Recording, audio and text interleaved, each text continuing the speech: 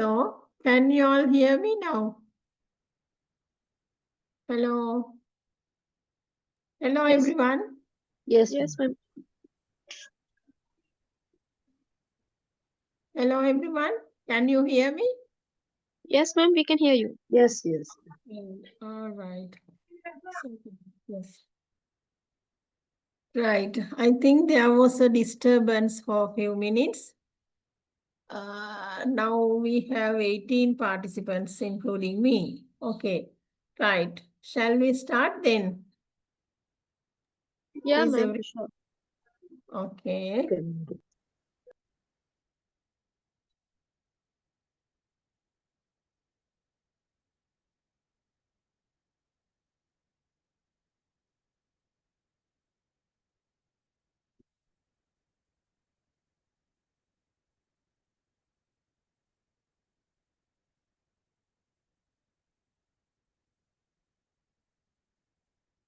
Right. If there's a problem, please send me a message to the chat box, right? Can anybody send me your WhatsApp number to the chat box?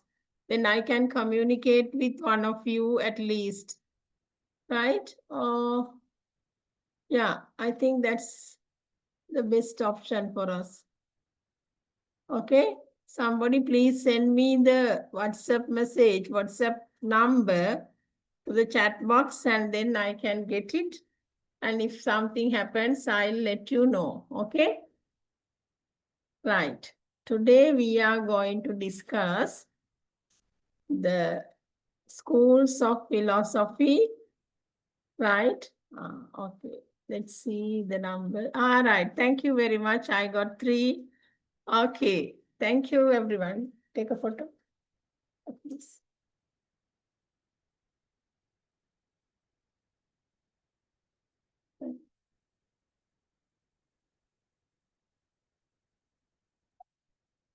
Right. Okay. Thank you, everyone.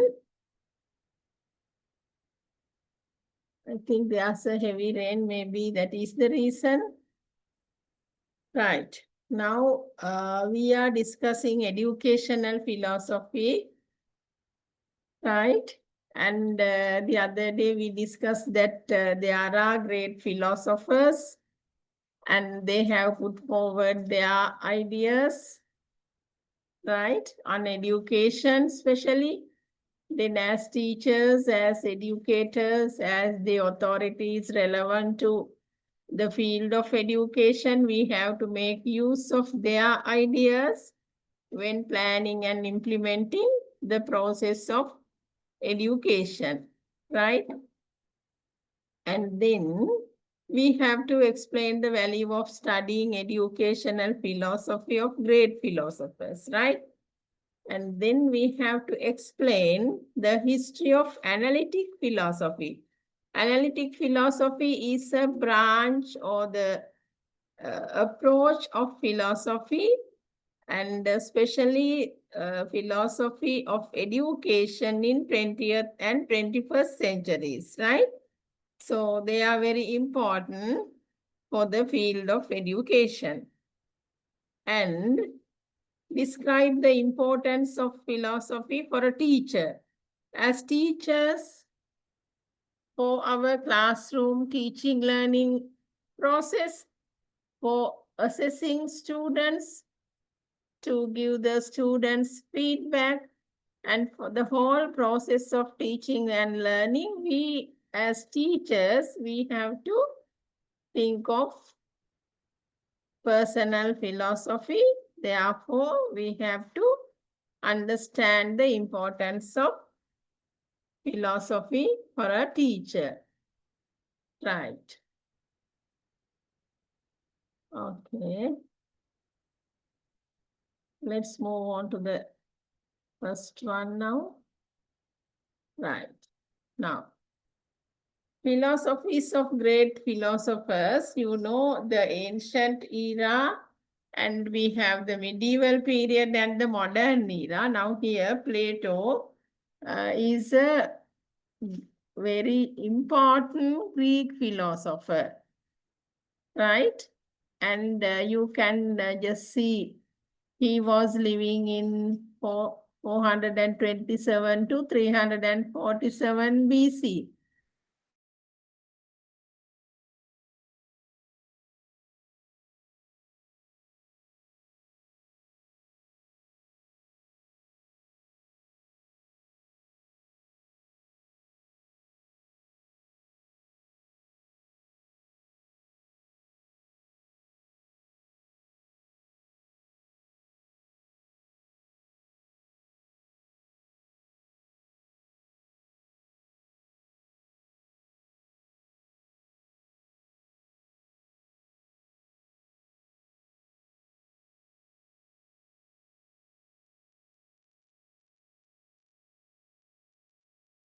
Right. Today there might be different problems.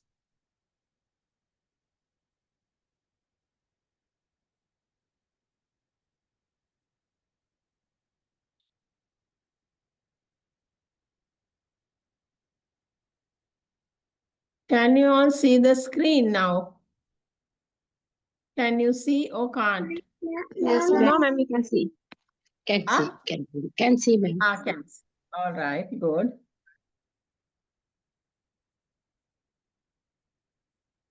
We'll go back to, right. Yes, first of all, let's discuss Plato's philosophy. A Greek philosopher, he has laid the foundation for much of Western philosophy. And for the field of education, he had contributed a lot, right? His contributions are very important for education, right? And we still try to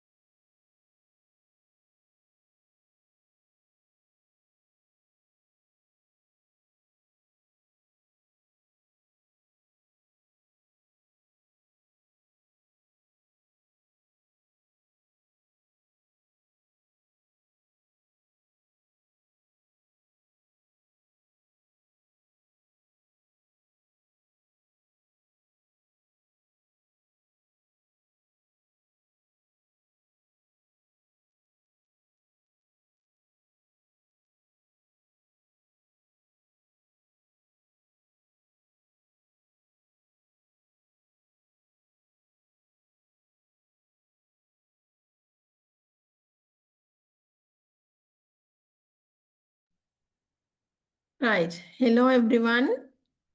Now you can hear me? Yes, ma'am. All right. Okay. Now I think there's a network failure here, maybe due to the heavy rain, right? Yes, I think I can start from the very beginning and I'm going to share the screen now. All right.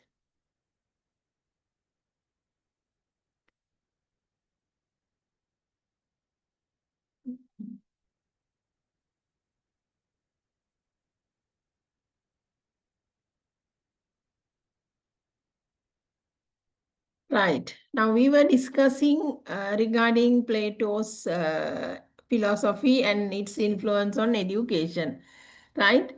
I have included all the necessary information here on slides and you can make use of them for your future reference as well.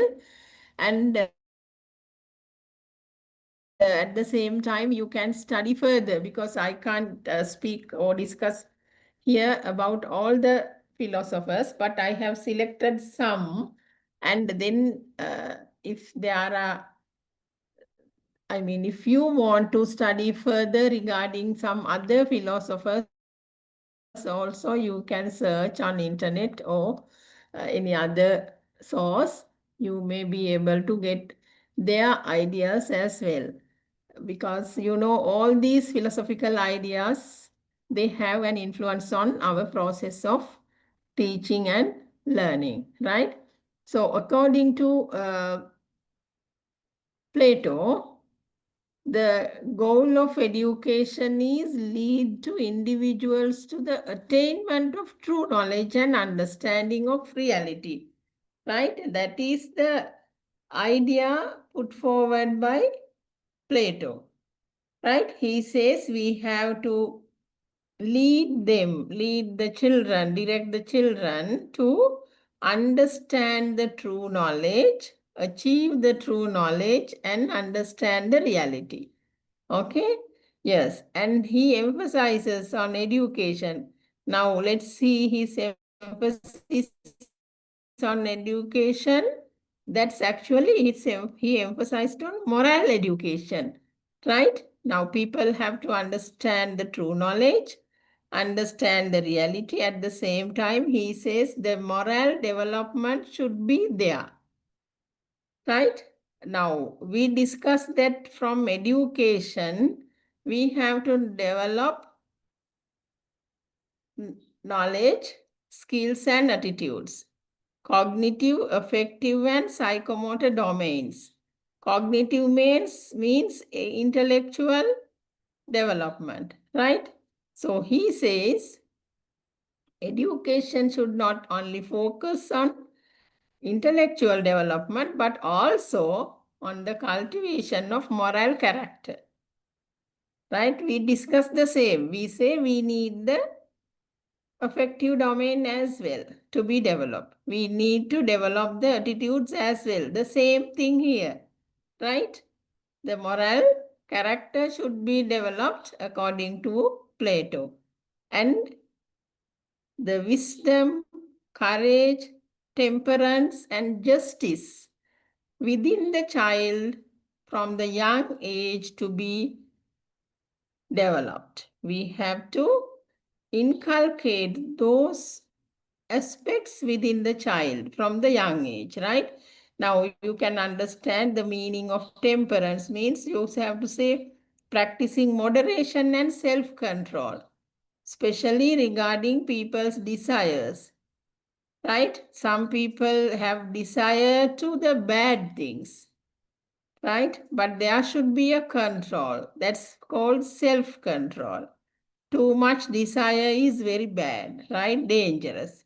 Therefore, the moderation, we have to say, produce moderate people. Okay? So, he says that we have to think of wisdom, courage, temperance and justice within the child. That's about his moral character. At the same time, we have to focus on intellectual development. Now remember what is important about Plato? Can anybody just mention few things about Plato's philosophy? Yes, what is important? Quickly tell me within our discussion here. Yes, he laid the foundation for Western philosophy, right? And he influenced the educational thoughts as well. What else?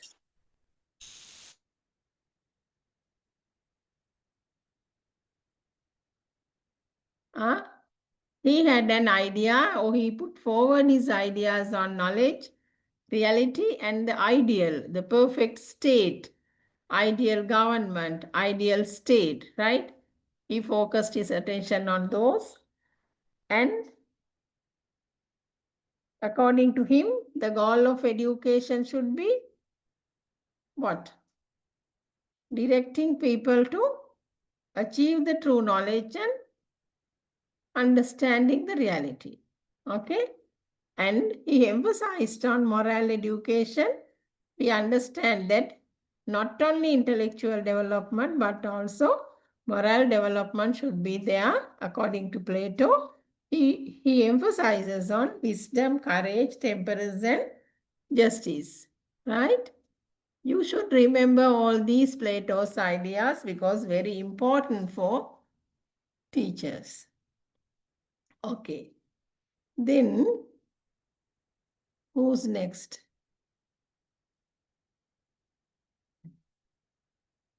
Right. Jean-Jacques Rousseau. Now, let's study Rousseau's philosophy. Right? You can understand now his era is 1712 to 1778. Right. Then,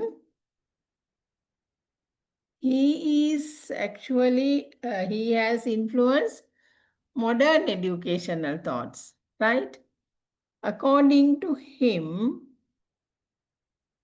the newborn child is very good, but they are corrupted by the society, right?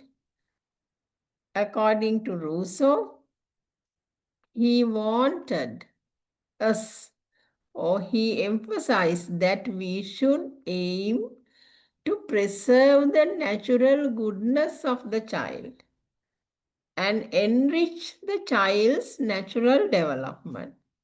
Okay, he said that the child is not a small adult. Child is the child. He is naturally good and we should not corrupt him because people are corrupted by the society, right? And his main idea is child-centered approach to education, right? He emphasized, now look at when he was telling these ideas, even now we practice them, right? Child-centered approach to education. That means we have to think of the child's needs, what he likes, that means his interests, and the level of the child, development stages. Now you see the education system. Now formal education is systematically structured. Now you see grade 1, grade 2, and grade 3, for example. Then we plan the process of teaching and learning according to their level. In the classroom also, you have to discuss things according to their level. So the child's needs, what they need, and what they like, and their level of the development, they are important when we are focusing on teaching and learning. And when the child has to engage in an activity, then they learn a lot. I think you all have noticed that when the child is free, even in your classroom, when the children are free and you can just see that something, you can do something like this. Without the children's knowledge, you can observe them, right? Then you can see how they speak to each other, how they discuss things, because they engage in their own learning, right? Why? They are free, right? They can actively engage. They are naturally engaged in education once they are free and let them study on their own, right? It's really difficult for us as teachers, but Rousseau's idea was that then only the child can learn best. Then only the child can perform very well, right? So then we have to think critically, because critical thinking is emphasized in philosophy. Critical thinking is very important for a teacher. We can think critically and we can make use of these ideas in our classroom practices, right? The second point here, learning through experience. Rousseau used for learning through experience, right? Rousseau emphasized on sensory exploration. That means the child has to explore, get the experience and learn, right? That means the child should learn by doing rather than becoming a passive listener, right? You can just see when you explain something in you all are adults, right? Now you all are silent, and but I know that your thinking process is working because you know that you have exams, you know that you can make use of these ideas in your classroom, right? And these ideas are important for a teacher. Therefore, you all focus your attention and you maybe keep quiet and then study. But once the child is passive in the classroom, the teacher has to pay a lot of attention. According to Rousseau also, they say that child should learn by doing rather than just listening to the teacher. Earlier it was like listen and memorize, right? Listen to the teacher, say okay, and then memorize what he or she said. But nowadays, we ask them to engage in activities, explore knowledge, and then they can apply that particular knowledge whenever is the necessity, right? That's why we say that we focus on competency-based education, okay? Right. Learning by doing is important according to Rousseau.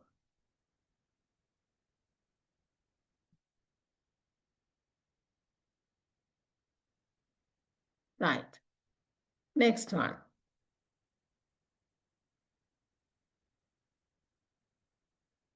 What's it now? Just go through.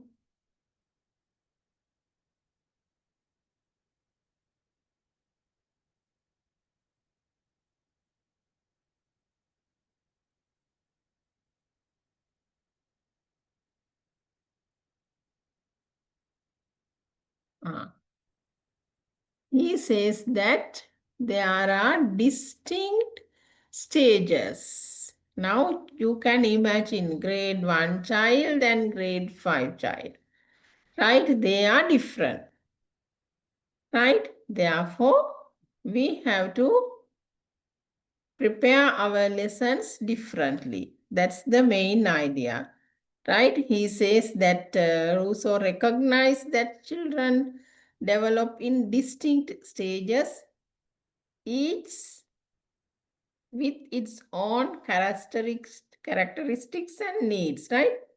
Once you focus on grade 1 child, his needs are different from grade 5 child, grade 10 child. Like that, you can see according to the developmental stages, child's characteristics are different, needs are different. And according to him, education should be designed according to these stages, right? According to these developmental levels. And we can allow children to develop on their own. That means according to their capacities, right? That's why he said there are stages of development. Then, importance of freedom. Right. Imagine how free is a child today, right? So, Rousseau says that we have to give a lot of freedom to the child in the process of education. He says that restrictions disturb the child's natural growth, right? And we have to think of the child's natural curiosity and desire to explore. Okay? But if you have the rules and regulations, always say, don't do that, don't do this only like that, it can hinder their development, right? So the restrictions stop or disturb the child's development. Okay? The child's natural curiosity and the desire to learn, desire to get the experience, desire to, or his liking to get the experience and to explore the situations, that will be disturbed by adults' restrictions. Therefore, the teacher has to think of these ideas, right? Then the role of the educator or the teacher. Even now we understand that the teacher, even though we get the name or the designation as a teacher, you have to act as a guide and facilitator especially, right? Teacher should be a facilitator. Why do we call a facilitator? Can anybody tell me? You are a facilitator. Why? You should be the facilitator rather than a traditional instructor, right? In the ancient era, there were instructors. The teacher is the only authority in the class. That's teacher-centered education. But here, it is student-centered education or the child-centered education. Then teacher becomes the facilitator. Why? Teacher facilitates the child's learning. Teacher provides the learning situation and the child explores them and learn, right? You yourself provides the learning situations. What does that mean? You design activities.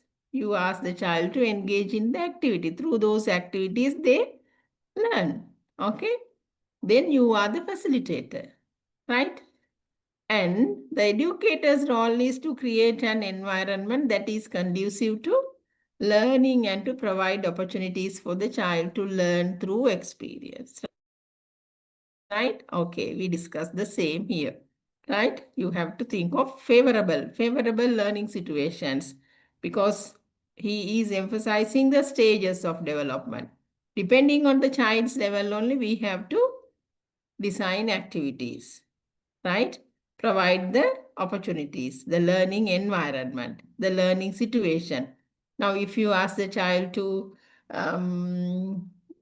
maybe you can just ask the children to get into groups and prepare something like you can ask them to draw a picture or color it or paste some, just like a collage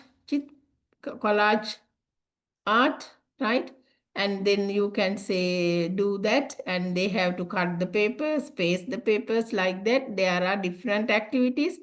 Through those activities, they'll learn a lot, right? Then, so far we discussed many important ideas regarding Rousseau's educational philosophy. Okay. Right.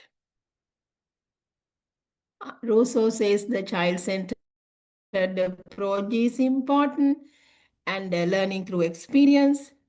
There are stages of development when we think of the child's development, and the freedom is very important for the child, and the educator or the teacher should be a facilitator who creates learning situations which are favorable, which are comfortable for the child, and let the child explore and learn.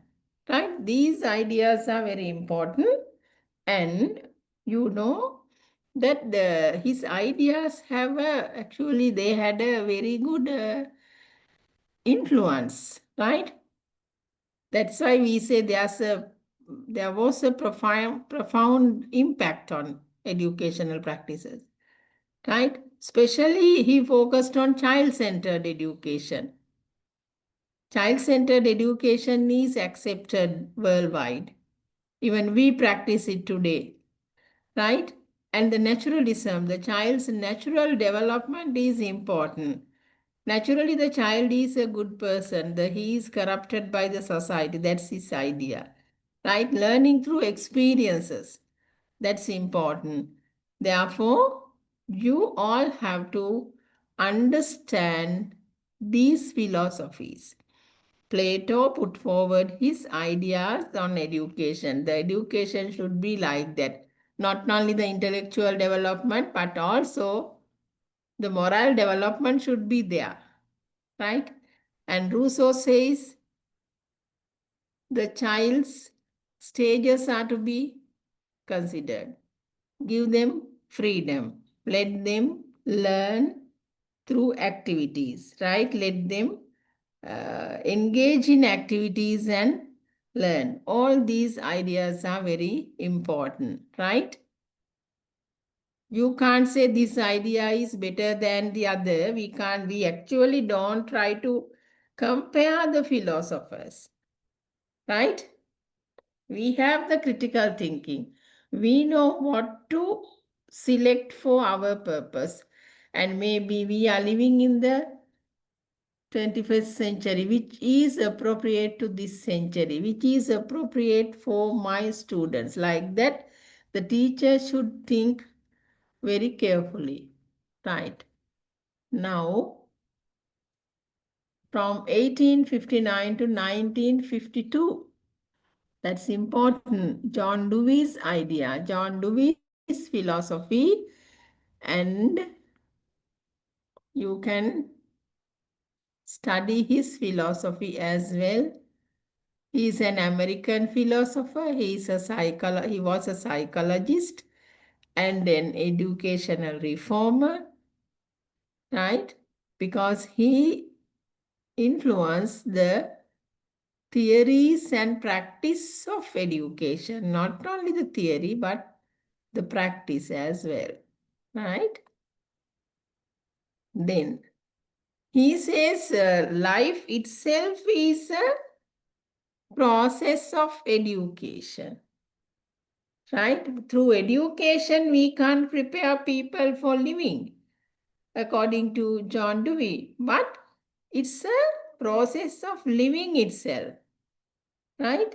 His ideas about education are very important because he had a broader idea, broader philosophical opinions on knowledge, reality, and the ideal state. Right? That's very important according to John Dewey's idea as well. And when we mentioned his name, John Dewey, these two are very important, pragmatism and experiential learning. He also emphasized learning by doing, right? You engage in an activity and you learn it, right? Now, experiential learning means the learning through experiences. right? He wanted the students to actively engage in activities, right? Just like I told you, the cutting papers and pasting, using the different tools, and they can do hands-on activities, right? And focus on real world activities. Then only they learn very well. They learn effectively, right? Because the child's active involvement is important. Please understand that child's active participation. Now, if you teach in your classroom, if the children are very silent like this, so according to their stage, right? Now, stages of life, we know there are different age limits and levels of their education. According to that, only we plan it, right? So then the children, they have to think of, or the teacher has to think of the activities depending on the child's level, child's education, right? Child's activities. Okay, the child's activities means the activities relevant to the child's age. Then pragmatism. Pragmatism is the idea. Normally, it is like learning by doing or real life problems and practical skills, right? Because now the value of ideas are from practical results. Okay, so the practical results should be seen by the child. Education should focus on solving real life problems and developing practical skills. That's very important according to John Dewey. Then democracy and education. He noticed a very strong relationship between democracy and education. He wanted us that schools should be democratic communities and the students should learn to become active, engaged citizens. That means the children should see, children should experience democracy at school. They should feel that the school is a democratic community. At the same time, they should become engaged citizens, right? Engaged citizens means once they become adults, they have to practice democracy. There's a relationship between education and democracy. According to Rousseau, that means through education, we have to inculcate correct attitudes and knowledge towards democracy. Right. Some more ideas from John Dewey. The child-centered approach, right? Now you can see Jean-Jacques Rousseau, his idea was also the child-centered approach. And Dewey also says that child's needs and interests are to be considered, right? Then child-centered approach is very important. And then the social role of education. Social process plays a crucial role in social progress. Okay, there's a process. Now we discussed that education as a social process. Education is a continuous process for every one of us. Education is a lifelong process, right? That process enriches social progress, right? Why? The individual is always learning something, always studying, and that knowledge, the skills developed, they are important to the society. In the society, we have the people with different capacities. We get capable people. Why? If you stop your education at A levels or O levels, your knowledge will be stagnated. Right? Stagnated. Why?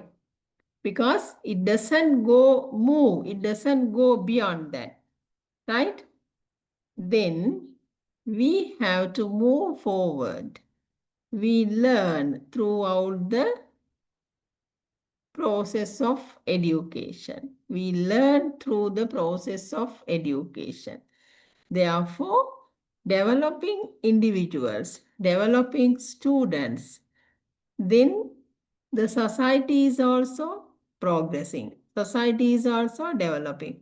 At the same time, he says that develop a sense of social responsibility and work collaboratively for the common good, for the benefit of the country, for the betterment of the society. We have to work. Those ideas are to be given, right? We have to develop a sense of social responsibility. That means we have to teach the children that they also have a responsibility towards the society, right?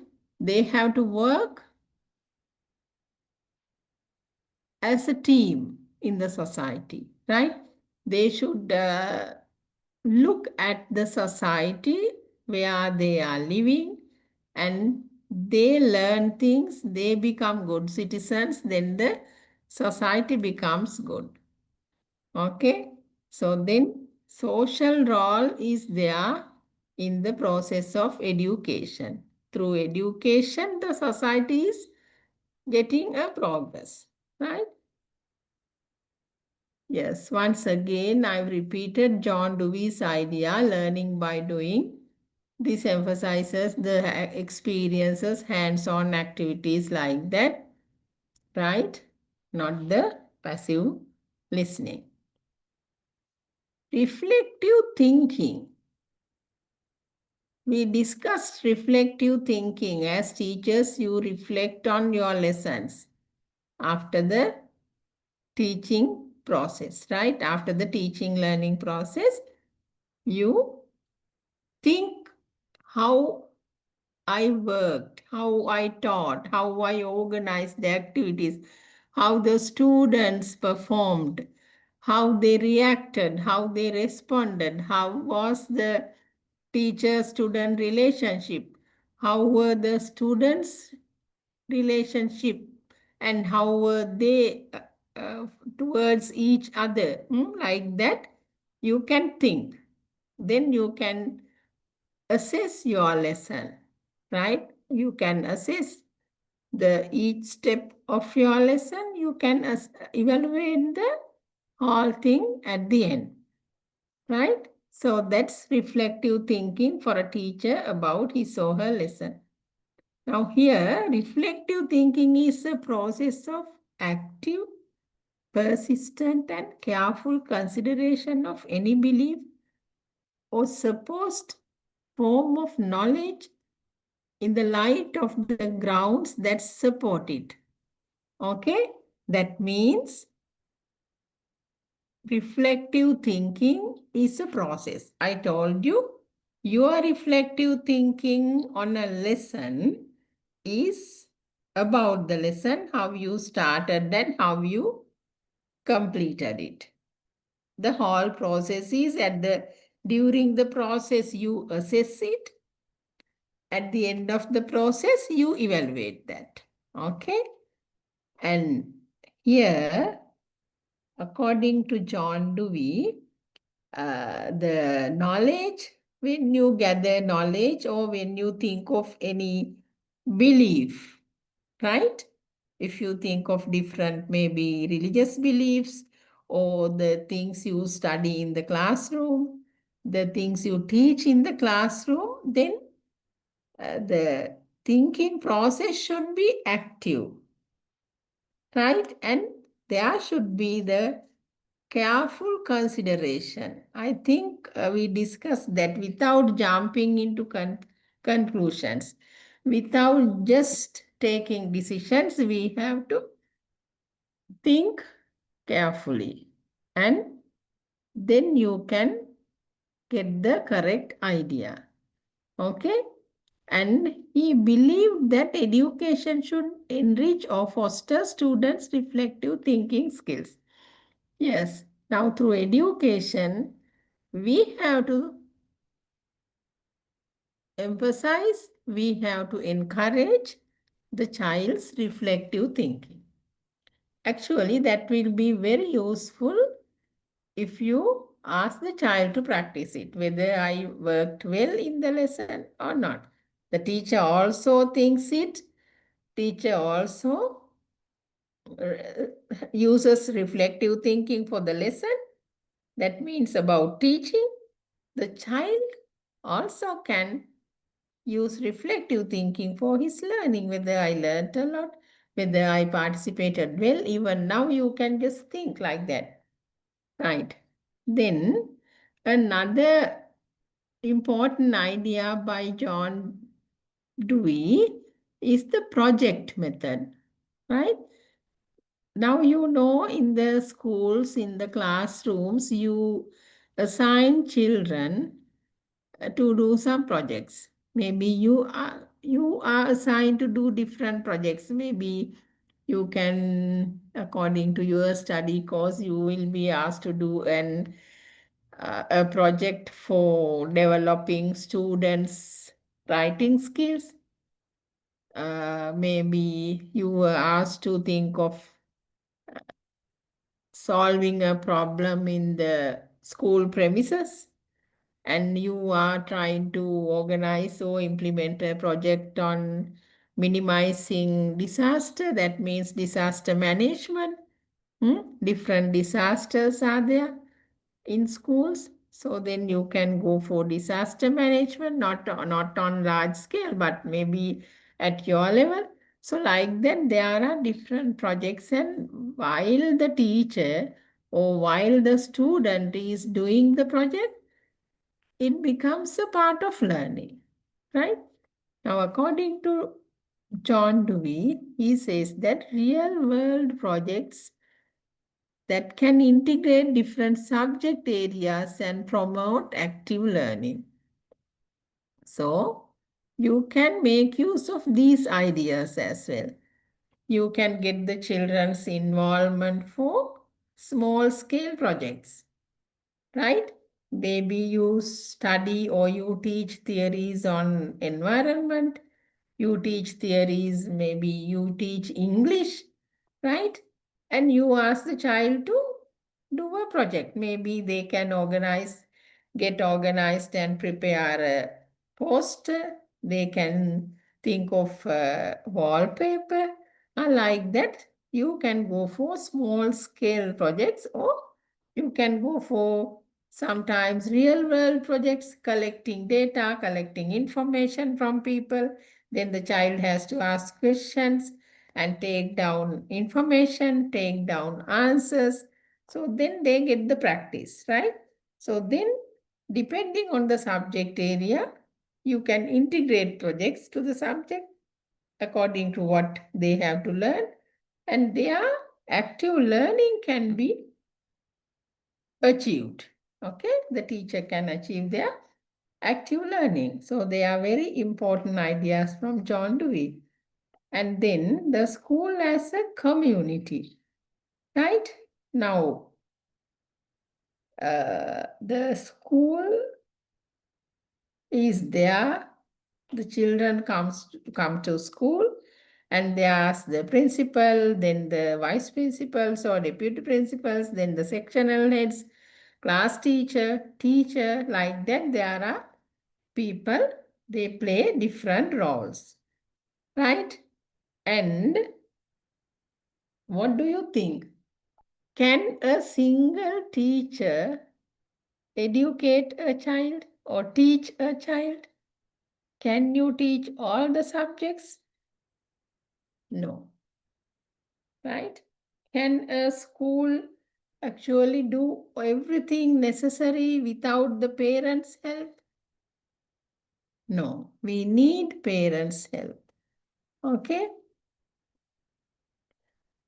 Then there's the community, right? We live in the society. The child comes from home. Child goes to temple. Child goes to different religious places, maybe the church or the temple, like that. They go shopping sometimes. They see people, right? They know how to play together, maybe after school, right? And the teacher assigns them some work and they have to do as a teamwork, like they clean the classroom, right? They dispose the waste material from the classroom, and they organize maybe cleaning and arranging the desks and chairs. And if there's a problem in the classroom, they have to sort it out. They have to solve problems, right? Especially when you assign pair work and group work. What happens there? In group work, we emphasize on everyone's participation. But I think more as teachers, you can observe how they engage in the activity, how they talk to each other. And there might be dominating characters. There might be silent characters. They become passive even in the group activity. If there are 6 people, 6 students in the group, there should be the democratic nature in the classroom. And when they are taking a decision, okay, selecting the color, maybe the color pen, so then they can just contribute their own ideas. But democratic decision making should be there, because you can maybe 3 people like green, another one likes red, another 2 like blue, but majority likes green, then they have to go for that. Even then, they can once again discuss and come to a conclusion, all right, okay, we'll select red, like that, right? The democratic nature should be there, democratic nature in the discussions, especially decision making and solving problems, right? You can just think that solving problems at school, that means maybe the principal, teachers, and the parents. The school community is important. The school has to think that we are part of the community. Parents also should think that, all right, we are part of the school community. Like that, they should have the correct idea. And here, John Dewey emphasizes that the school should be a community where students learn, right? In that community, within the school, students have their literary associations. They can maybe work in the farm, right? If the school has a farm or the farmland, then they can work there. And if there's an exhibition, they can work collaboratively, help each other, teamwork, and dividing duties and responsibilities among them, solving problems. So these things are very important. These things are happening at schools, and the children also become part of that. Okay? Right. Now we discussed philosophical ideas of 3 philosophers. Okay?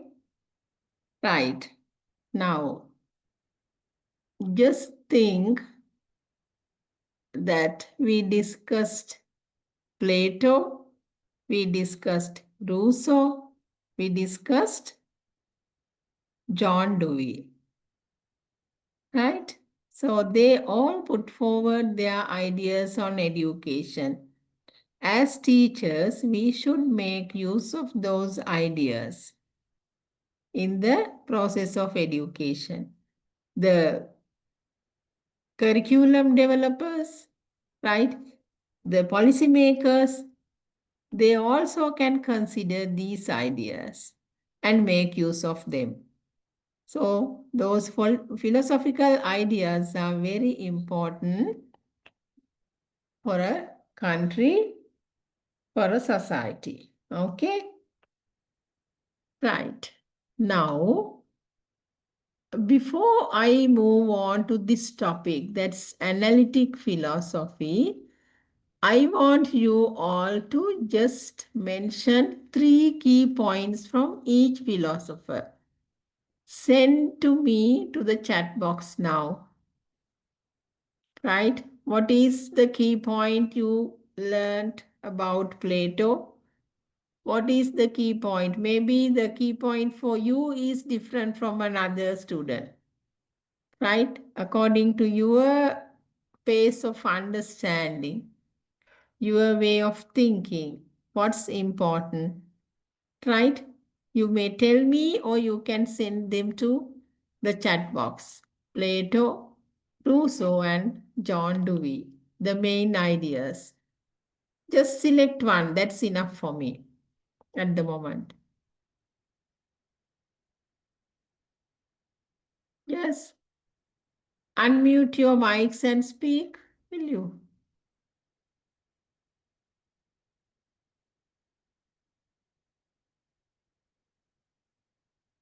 Hello, everyone. Are you with me? Yes, ma'am. Right. Then speak to me or send a message now quickly. Practicing moderation and self-control. Can't hear, Buddha. What is it? Practicing moderation and self-control. Not very clear. I think you can just move your mic here and there a little bit, or the yes.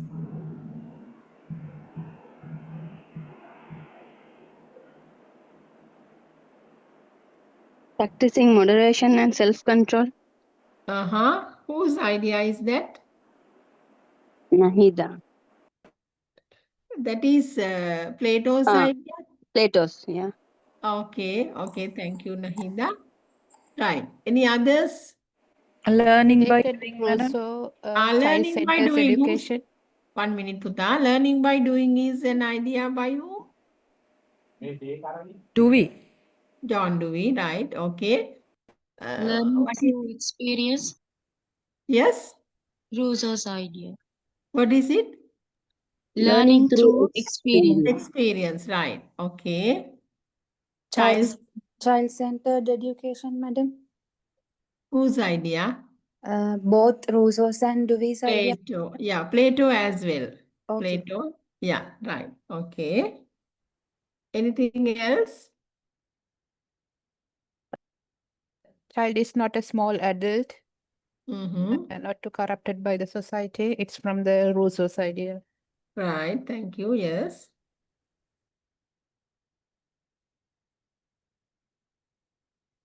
Any other?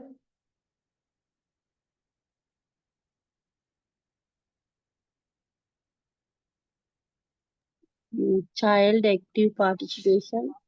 Mm. This educational is lifelong process. John Dewey's ideas. Right. Child's active participation should be there. Right. Prepare the different lesson plans from as a Rousseau's idea. Yes. Why do we have different lesson plans? Because each child is different from one Yeah, another. each child is different at the same time. Now They have the different stages of learning. that's the thing. Yeah, different stages means grade 1 children, maybe in the same grade there are different children at different levels. Right. Okay.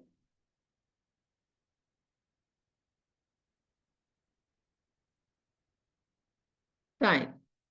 In the same way, you have to analyze those philosophical ideas. We are not going to say this is better and his ideas are not acceptable. No, each idea is important.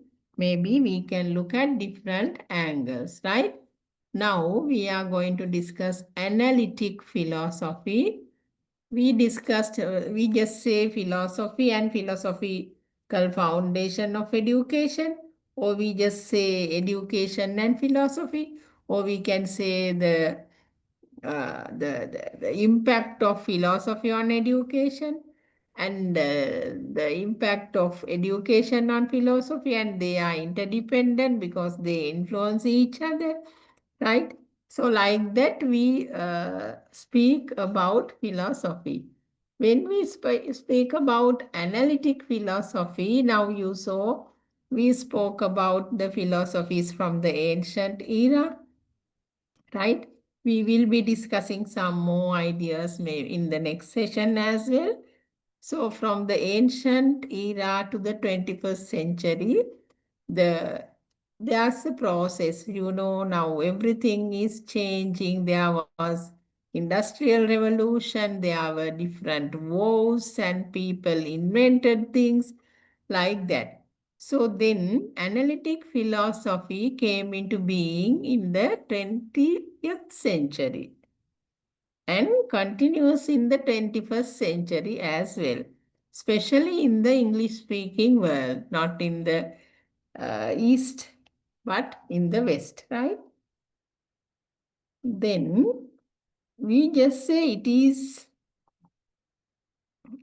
a broad tradition. It is a tradition in philosophy, right? Normally philosophy is the umbrella term. Analytic philosophy is maybe a part of it, you can say, right? So then, according to analytic philosophy of education, that is actually in the 20th and 21st centuries, we discuss these things. They focus on clarity, precision, and logical structure in educational setup, right? Education, in the process of education. So there should be the clarity, and it should be precise, and there should be a logical structure. Okay? And then for everything, the role of language is very important because education is imparted through language, right? So then the correct use of language can shape. That means shaping education means improve the educational theories and practices, right? And then the philosophical questions are to be worded well, right? And the education should be analyzed. The different systems should be analyzed, right? That's why they say to address philosophical questions about education with rigorous analysis. Rigorous means very broad and with a lot of enthusiasm. We analyze something, right? So then we need the language. The role of language is important for what? To improve educational theories and practices, right? Analytic philosophy is a tradition of philosophy came into being in 20th century and 21st century. Right. Then the development of analytic philosophy, especially it's influenced by the thinkers like Bertrand Russell and Ludwig. Okay, Russell and Ludwig mainly focus their attention on analytic philosophy. It is a new approach in educational philosophy, right? And the language is important here, right? The language is important.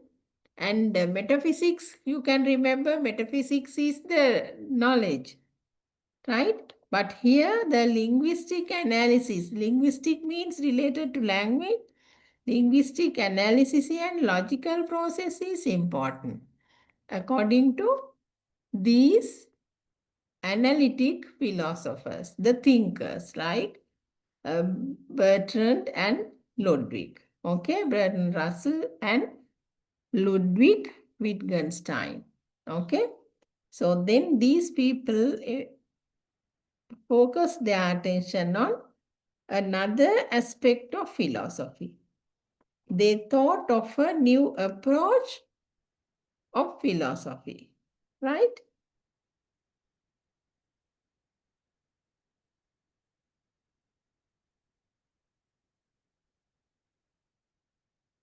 Now, the impact, the influence of analytic philosophy on education practices. So that is actually the influence of it on how we think about and how we approach. Approach what? Educational concepts, language, and research. Right? Now, we learned a lot in the ancient era, learning by doing, student-centered education and all that. Right? At the same time, these thinkers paid a lot of attention on educational concepts, language of education, and implementing research. Now you can see the difference, right? Nowadays we focus as teachers and we just say every teacher should implement a research, right? It should be a research-based education. And we have to think about research. We have to think about the different approaches of research, right? And teacher should be a researcher. Like that, new ideas are coming in. And the language of education is also important. We use English language basically because why do we use English language? When you are becoming a doctor, you need English. And for higher education, we need English. What was the reason for that? Most of the books are written in English. Most of the inventions are explained in English. Like that, we needed English for Western medicine.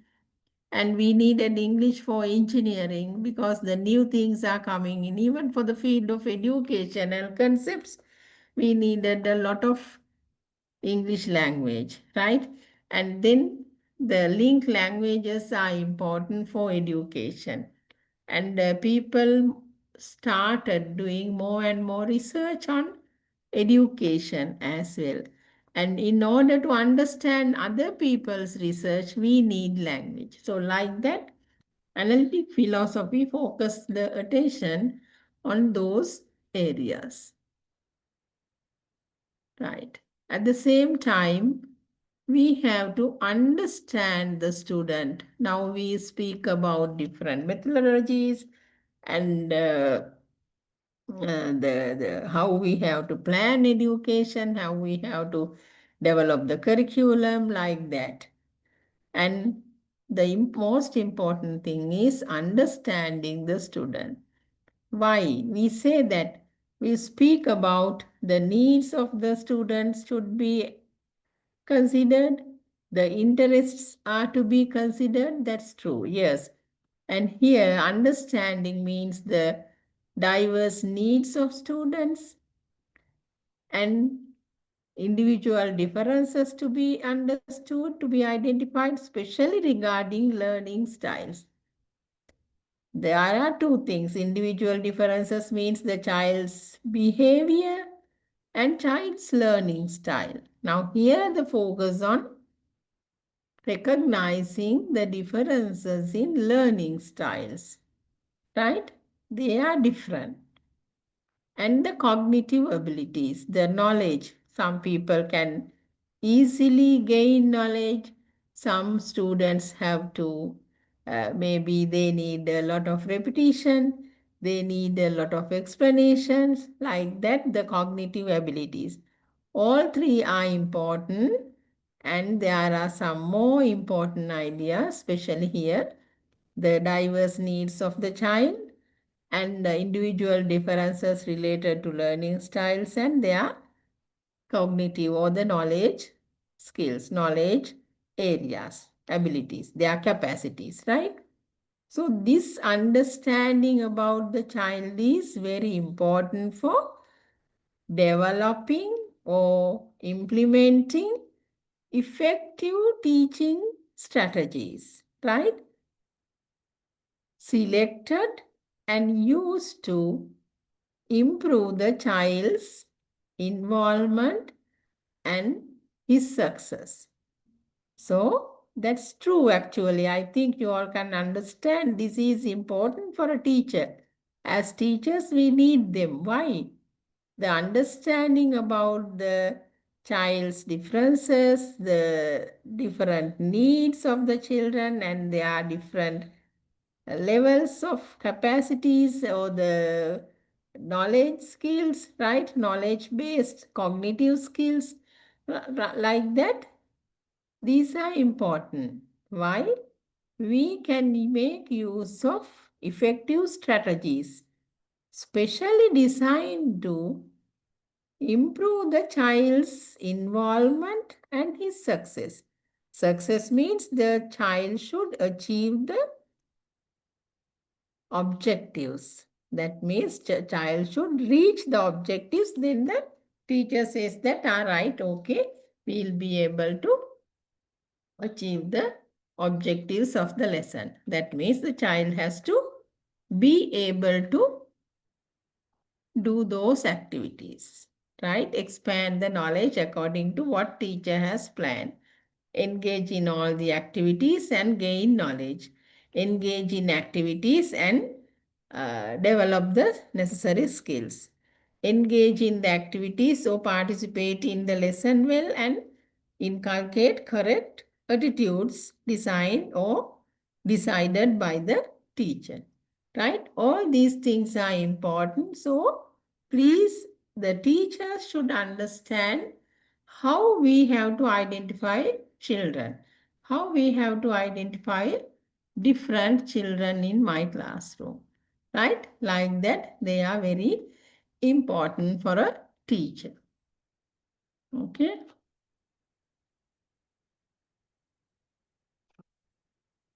Right. Now we discussed a lot, and this is your time, and this is a reading session for you. I want you all to read this and try to understand what?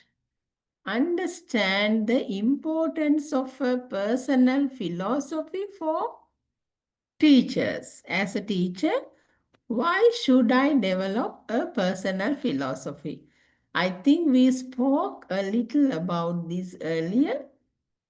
So I emphasize that every teacher should be a philosopher, or at least every teacher should have a personal philosophy of education. Why? It guides you, it provides you the framework, right? And you know that the teacher's beliefs are important, the values are important, and the practices are important in the classroom process, classroom practices. Why? All these teachers' personal philosophy, they are important for the child. Now you engage in higher education now.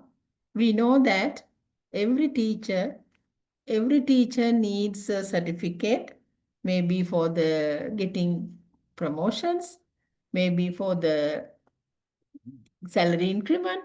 Huh? That's true because we all are in the society and we know each other and we know that they are important as a professional, right?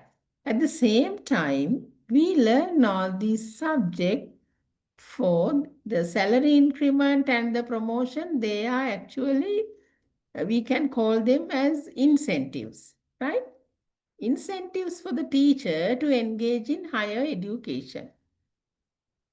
Then in higher education, you all are learning these professional area subjects. All these things are necessary for your profession. Why? Through all these subjects, you all learn how to enrich your practice in the classroom, how to be more effective in your working context. For example, if you have a personal philosophy, I think I told you to add something new to your classroom after the lesson, after each lesson, maybe from Plato's idea, maybe from Rousseau's idea, maybe from John Dewey's, or you can get the gist of our discussion and make use of that idea to your classroom. The benefit goes to the child, right? If you develop your own philosophy, the benefit goes to the child. Benefit goes to the school community. Maybe you participate in different activities as a teacher at school. Maybe you participate in the management meetings, right? You are part of the management board, and then your contribution is important, and maybe your attitudes can be, we can actually change a little bit, at least the attitudes are changing. So like that, all these things related to educational philosophy are important for a teacher. So then I want you to focus your attention on the two I have mentioned here. A personal philosophy helps teachers, right, define their purpose, make informed decisions, right? Okay, quickly read and give me the gist or the main idea of it. Very quickly, I want everyone to read because you become passive listeners. Sorry, ma'am, we can't see the screen. Why is that? You didn't see it throughout? No, miss. No, not now only? No, the whole time only we listen. I don't We I don't can know see, about madam. others. No, madam, we can see. They say they can see it. Why? What happened to you then? So Hmm? no idea, ma'am. I only see your name on my screen. Uh-huh. How about the others? There are 22 and there should be at least 20 students. What do you say? You can't see the screen? We can Let me see, check, ma'am. ma'am. You can, no? Sorry. Yeah, let Can. me check, ma'am. Okay. I'll Okay, stop thank you. sharing and I'll do again. Then she'll be benefited. Okay.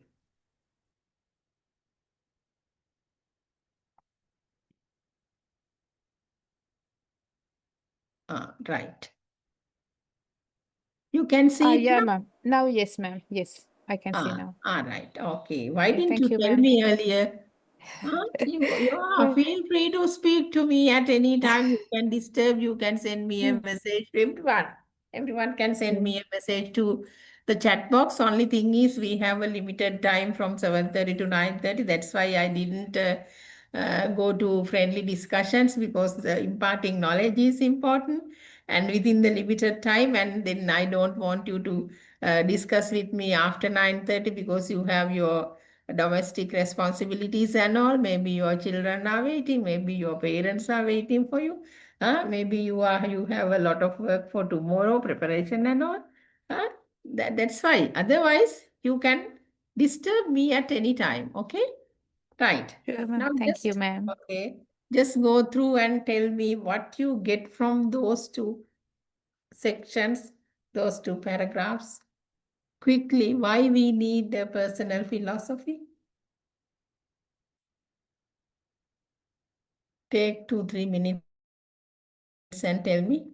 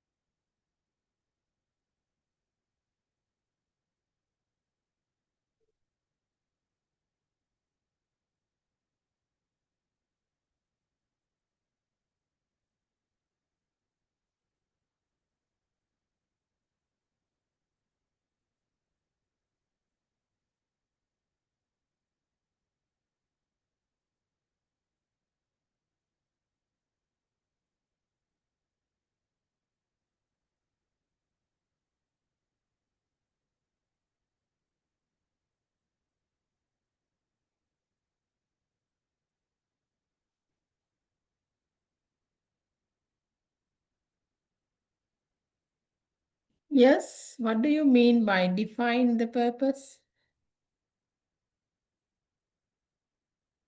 Yes, can you tell me? Or send it to the chat box?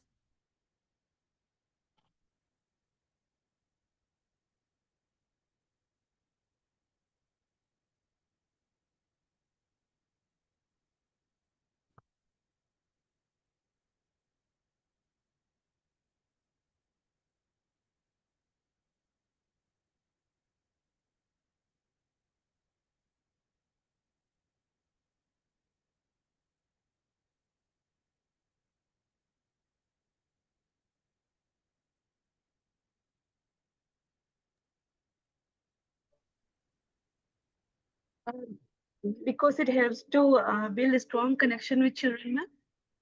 What is it? Yes? It helps to build a strong connection with children. Mm-hmm. You mean you just speak about define their purpose. Yes, like important one point of importance. Uh-huh. Yes, that means, yeah, you can best facilitate student growth and development. Yeah, that's right. Okay. How can you facilitate more and more effectively?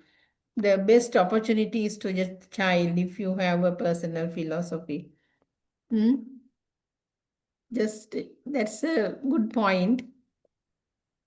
According to that we can make the clear lesson plans and how to manage the classroom in our way, and how to what are the interactions we can do with the students according to their levels, how to approach them. If we have a Yes. philosophy, so we can do that one, and we can Uh, focus according to their goals, according to their related ages and the values. Okay, Fatima. Yes, Fatima's idea is child-centered education regarding Plato's philosophy. Yeah, Fatima, you want to focus now. Now I want you to focus on these two, right? Now, personal philosophy for a teacher. Yes, that means the teacher's beliefs are important for the purpose. Purpose means the teaching and learning. Purpose is the facilitating students' development, right? To facilitate the child's development to the maximum, right? To the best level, the teacher has to understand the fundamental theories or the beliefs of nature of learning, right? Your beliefs on the nature of learning, right? The goals of education to be understood by the teacher and to understand the role of the teacher, right? So then all these understandings, all these knowledge about the nature of learning, goals of education, and the teacher's role. Why? These are very necessary, essential for us to have a sense of direction, sense of the purpose of the work to the maximum, right? That means all these beliefs shape your understanding towards the effective performance as a teacher. Your performance as an effective teacher means you can facilitate effective learning situations to the children. Then you contribute to their growth and development. Okay? Please try to understand this section, very important for you. Why we need to have a personal philosophy. With the personal philosophy helps us to understand the fundamental theories, the beliefs regarding the nature of children, goals of education, and the role of the teacher, right? Yes. Then make informed decisions, make correct decision, because you get decisions through information, right? Without information, some people take decisions, right? That's wrong. You have to make a decision with the facts, right? You can gather information, facts relevant to the problem, relevant to the situation, and make a decision. So then, if you have a personal philosophy, it provides you the opportunity and you will be able to take correct decisions. And we say pedagogical decisions. What do you mean by the term pedagogy? I think we discussed the other day. Can you remember pedagogical decisions? What are they? Related to education, madam? Yes, related to education, related to teaching learning process, related to the approaches we use and strategies we use in the process, right? Yes, pedagogical decisions are to be taken by the teacher, and then you just based on your pedagogical decisions, you determine what to teach, how to teach, and how to assist children. Then those things are very important for a teacher. This enables the teacher to think of coherent and consistent instructional practices. Right? Coherent means there's a link. Right? You teach the relevant things. You use the relevant assessment tools. You give them the feedback appropriately. And consistent, not changing, right? There should be a reason to change, but otherwise consistent, right? And instructional practices means how you impart knowledge in the classroom, right? They are relevant to the values and principles of the teacher, right?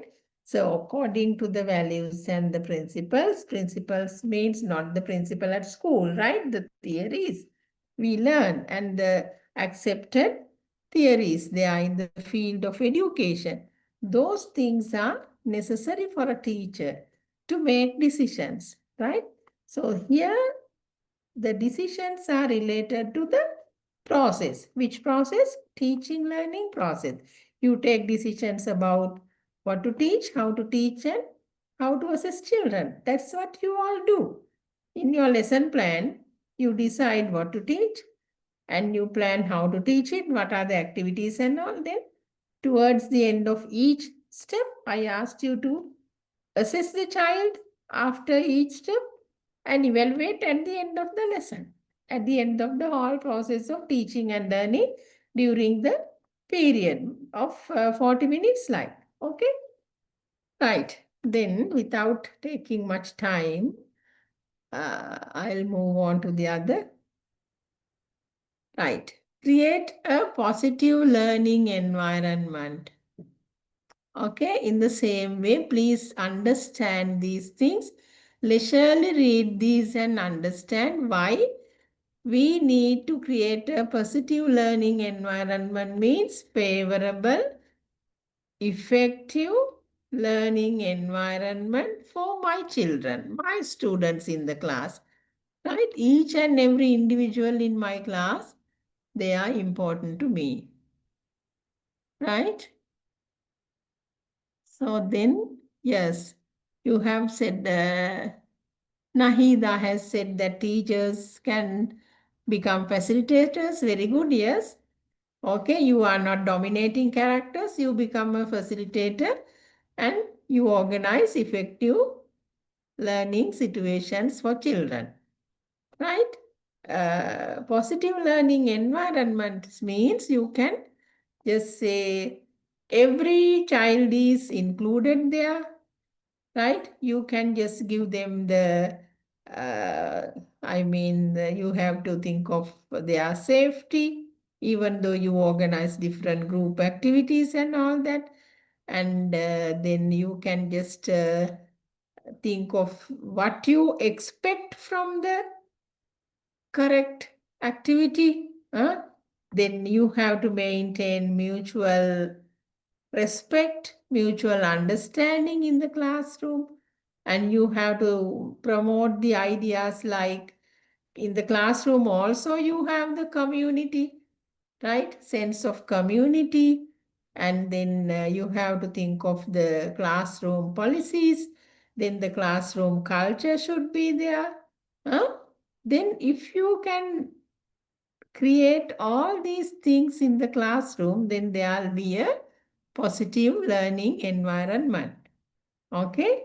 Read all these several times and understand one by one and prepare a small summary. Prepare a short summary of these for you to remember and make use of them whenever necessary for your practices and for the purposes of exams and all that. Then reflect on their practice. You know how to reflect now, right? After teaching, you can reflect on your teaching. Practice here means not just like we practice maybe singing like that. No. Here the application part, you learn how to teach and you practice it in the classroom. That means you are teaching in the classroom. That means you can reflect on your teaching. That's all, right? This reflective process allows teachers to refine their instructional strategies. Instructional strategies means teaching strategies, right? And address challenges, you mean you face different challenges, right? You will be able to face them if you properly reflect on your lesson and grow or develop as educators. Right nowadays, you are a teacher, and maybe after getting the certificates, you become sectional heads and all that, and you develop as an educator there, right? Maybe a very good practitioner. No need to get the promotions, no need to go up the ladder of the hierarchy. But the thing is, as a teacher, you will be more and more effective, right? Then communicate their beliefs. Yes, if you have a personal philosophy, you can have the correct beliefs on education, correct beliefs on how to live in the society, right? And how to maintain human relationships. Like, then you will be able to speak to your parents about it. Parents means maybe the children's parents in your class. Then students to your colleagues and maybe the other people in the community, right? So in schools, there are sometimes programs for community development as well, right? Outside the school. But within the school also, you can make use of your knowledge on correct beliefs for the betterment of the other people, right? And you can ask the teachers, like if the teacher is always go for teacher-centered strategies, you can ask them to go for student-centered or the mixture of that. Right. Then the transparency should be there.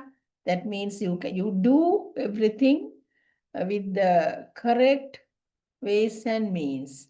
You use the correct path towards maybe handling money, maybe selecting students for different competitions, and then you can communicate openly with people. Can you all hear? Hello? Hello? Yes, Yes, ma'am. madam. Can you hear Yes, me? ma'am. All Yes, right. ma'am. Okay. Yes. Right. Okay. Right. I'm repeating the same now. Yeah. If you develop your beliefs, that will be helpful for you to communicate them with the students and their parents, right? Your choices will be more influential even to the other people at school. You communicate well, you work with transparency, maybe handling money, selecting students. Huh? So then the final output or the result will be the students learning. Students learning will be more effective. Students learning will be successful because the teacher has the correct beliefs. Teacher practices them in the classroom. Teacher makes the other people aware of it. Teacher maybe contributes her knowledge to solve the problems at school. Like that, there'll be the faith in you, faith in the teacher. Okay? Right. Then, the personal philosophy is actually not the theory part, right? Theoretical exercise. But it should be the practical instrument, practical thing, practical tool for empowering teachers, right? Why? If you have a philosophy, you will be a powerful person. You have a reason. You work according to that. You are confident. You are knowledgeable, right? And then you can play the role of transformation era, right? The transformative learning experiences are important for children. You know, the child has the knowledge, right? The child has the knowledge, but you can improve that particular knowledge using different strategies which are applicable, suitable for children, right? You can develop your own philosophy and then you can become more intentional, effective, and fulfilled in your professional practice. That means your teaching career, right? So all these ideas are very important for a teacher, right? We study the philosophical ideas not only in the ancient era, but in the 20th century and 21st century as analytic philosophy, right? It is only an approach, right? Then you will be able to make use of all these ideas of the great thinkers, great philosophers.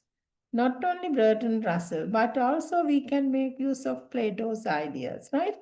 So like that, every teacher should practice all these things. We learn the theories, that's true, but you try to make use of them to the maximum. Okay?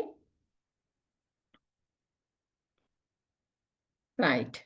Then here I have mentioned you some of the problems and how you can solve them philosophically. Now this one sometimes we teachers cannot solve it. But education policy makers have to focus their attention on. Now the problem is mismatch between education and the needs of the 21st century workforce. Then the philosophical ideas are given here, right? The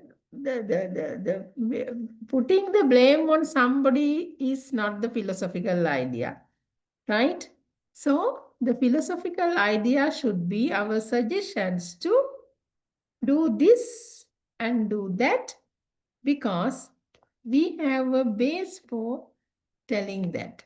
Now, for example, equip students with transferable skills such as creativity, communication, collaboration, and digital literacy. All these are necessary for the 21st century workforce, right? Based on our knowledge, we make this suggestion. So like that, you may go through these and try to understand.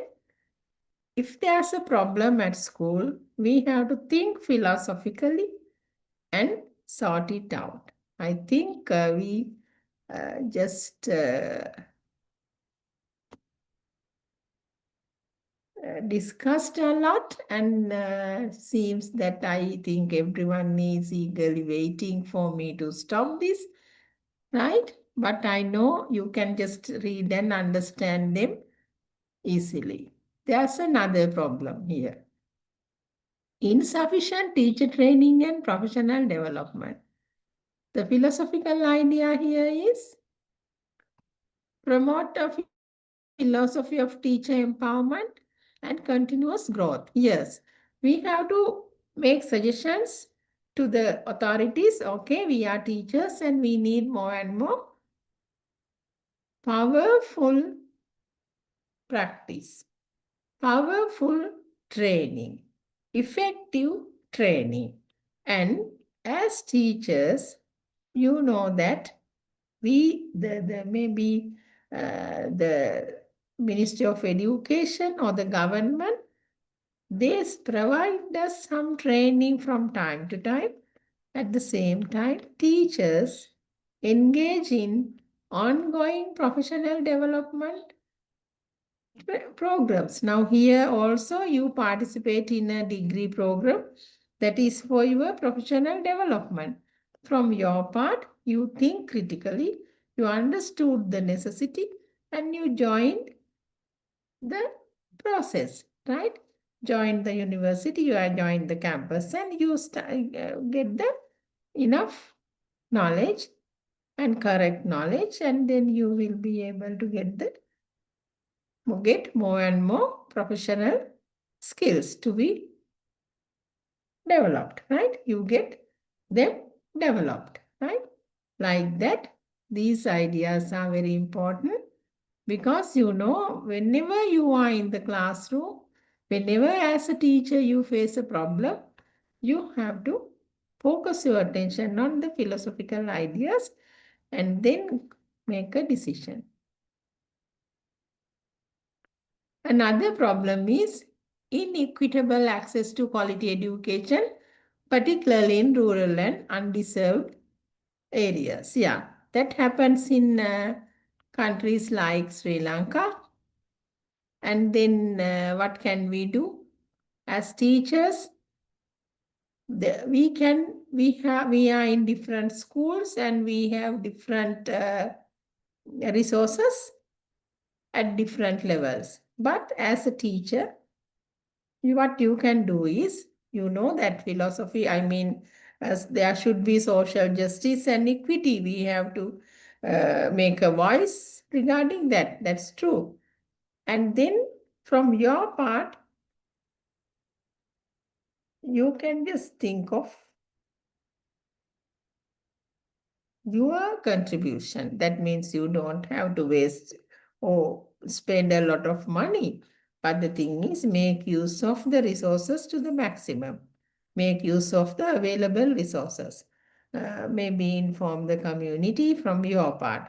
But there are some more ideas, like you can just think of Paulo Freire's ideas about his critical pedagogy, because he is emphasizing that we have to empower the marginalized communities through education, not the privileged society, not the privileged people, not only them. The marginalized, underprivileged people are to be developed. That's some people's idea. That's Paulo's idea. But once we try to put them into practice, there are constraints. Therefore, as teachers, your idea should be work with whatever resources available and think positively, and you can just interact with the community around you. Okay. Yes, now remember, we learned the word meaning of the term philosophy, right? And how the word education means, and the interdependent nature of education and philosophy, right? And then we studied the historical revolution of analytic philosophy, how analytic philosophy came into being in the 20th and 21st centuries, and how we are making use of those ideas as well, right? And they are very influential for the teaching learning process, right? And then there's the educational practices, and then we can enhance those opportunities. We have to think of the different perspectives of the people. We have to go for critical thinking, right? All these things are necessary for the development of the process of education. Okay, please understand that education is influenced a lot by philosophy, right? And every teacher should develop a personal philosophy. And you can develop your personal philosophy making use of the philosophical ideas of great thinkers and the ideas of great philosophers, right? And you can go for the analytic philosophical ideas like thinking of the language and concepts and research, right? So you should be an effective teacher who has a personal philosophy. Okay? Right. That's all for today. Then I'll stop sharing this. And then I know that everyone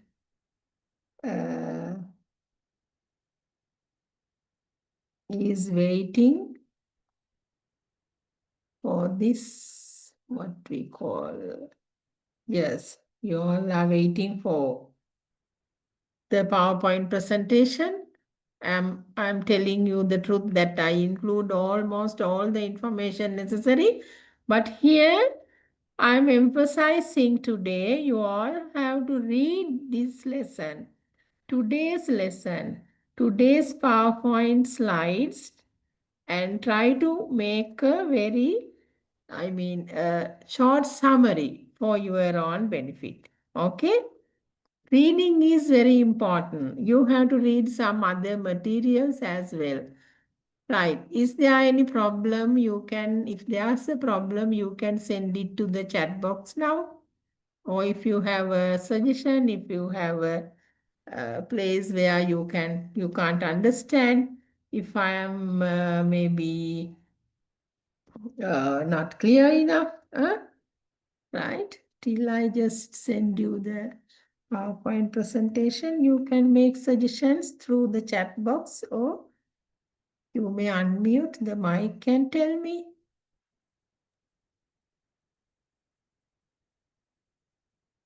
Today there was a lot of disturbances, I think, due to the rain. There was a heavy rain at that time, and now it's all right. Okay, everyone, did you get it? Did you get the PowerPoint presentation? Hello? Madhu, Jaiveer, did you get it? Yes, ma'am, I got it. Right. Then I think everyone. Everyone got it? Yes, madam. Right. Okay, then. Yes, thank you everyone for waiting. The people who are waiting and who are with me, thank you very much. And is there any problem regarding the lessons or anything else? No, ma'am, No? it's clear. No, madam. Right. Ma'am, it's Everything. clear. Thank you very much, ma'am. Okay, thank you then. Thank you, If madam. there's a Thank you, problem, ma'am. you Good can night. let me know. Next, what is the next date for us? It's 20 mentioned as a 24th, it's 24th. 24th? Yeah, I think so. Yes, 24th and 28th, right? Right. Okay. Then let's Yeah, meet on. 24th and 28th. Right. Okay. Let's meet on 25th, 24th. ma'am. Not 25th 4th. and 25th and Ah, 28th. Right. 25th. Right. Thank Yeah. you for telling it to me. Yeah, And see you welcome, ma'am. on 25th. Thank you. Good night, Thank you everyone. very much, ma'am. Good night. Good night.